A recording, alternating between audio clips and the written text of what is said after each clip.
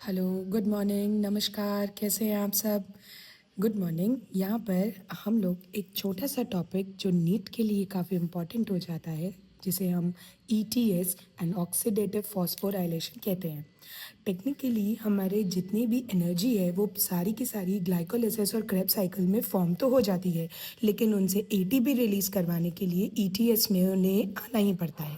Compounds जैसे कि NADH और एफएडीएच, इनके फॉर्मेशन का जितना भी पार्ट है वो सबका सब कंप्लीट हो जाता है हमारी क्रेब्स साइकिल में और ग्लाइकोलिसिस साइकिल में, लेकिन ये एटीपी रिलीज करने के लिए ईटीएस में आते हैं। अब ईटीएस की जब हम साइट ऑफ अकरेंस की बात करते हैं तो it occurs in the inner membrane of mitochondria, और इसीलिए आप हमेशा से कहते आए हैं mitochondria is the power house of the cell. अब माइटोकॉन्ड्रिया की इनर मेम्ब्रेन है तो एक साइड मैट्रिक्स और एक साइड पेरीमाइटोकॉन्ड्रियल स्पेस, ये जिसे आप इंटरमेम्ब्रेनल स्पेस भी कह देते हैं। सारे के सारे कॉम्प्लेक्सेस यहीं प्रेजेंट होते हैं except one, and that is complex 2, जिसको आप सक्सिनेट डिहाइड्रोजिनेस के नाम से जानते हैं, जिसे आप क्रेब्स साइकिल का एक एक्सेप्शनल एंजाइम भी कह देते हैं। अब होता क्या है, यहाँ पर सबसे बड़ी प्रॉब्लम ये आती है कि हम ये कहते हैं कि एक एटीपी के फॉर्मेशन के लिए we need 4 hydrogen protons to pump in the matrix, तब एक एटीपी का मॉलिक्यूल बनता है।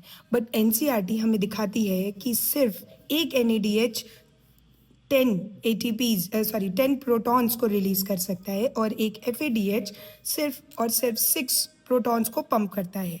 लेकिन फिर भी हम ये लिखते हैं, एनसीईआरटी की लाइन से ये कहती हैं कि एनएडीएच जो है वो 3 एटीपी फॉर्म करता है और एफएडीएच जो है वो 2 एटीपी फॉर्म करता है।